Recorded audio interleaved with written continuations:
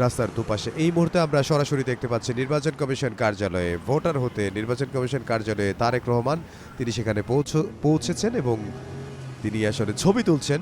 আমরা যেটি বুঝতে পারছি এই মুহূর্তে তিনি তার স্ত্রী ডক্টর জুবাইদা রহমান তিনি ১৯ নম্বর ওয়ার্ডের ঢাকা ১৭ আসনের ১৯ নম্বর ওয়ার্ডের ভোটার হচ্ছেন বিএনপির ভারপ্রাপ্ত চেয়ারম্যান তারেক রহমান।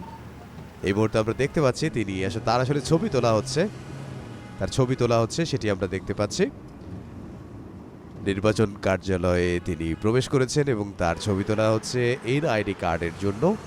তিনি এনআইডি কার্ড করতে নির্বাচন ভবনে পৌঁছে গেছেন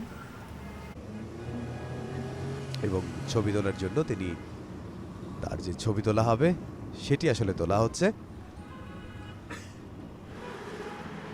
তিনি যেহেতু দীর্ঘদিন প্রবাস জীবনে ছিলেন এবং দীর্ঘ ১৭ বছরেরও বেশি সময় পর তার দেশে প্রত্যাবর্তন হয়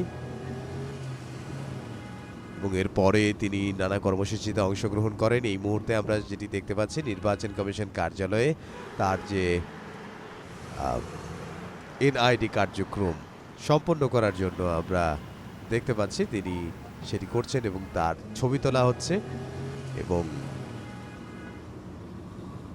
সেই ছবিটি আসলে আমরা দেখতে পাচ্ছি। হ্যাঁ, এখনও তিনি আসলে ছবি তোলার জন্য এই প্রস্তুতি নিচ্ছেন এবং তার ছবিটি আবার তোলা হচ্ছে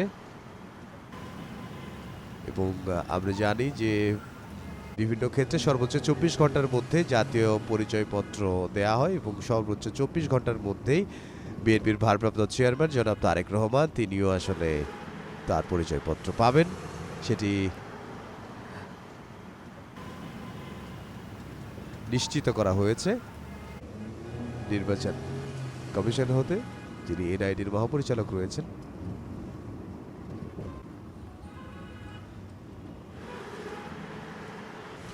জাতীয় পরিচয়পত্র বা এনআইডির জন্য বিএনপির ভারপ্রাপ্ত চেয়ারম্যান জনাব তারেক রহমান তিনি আসলে ছবি তুলছেন। আমরা সেটি সরাসরি আপনাদেরকে দেখাচ্ছি।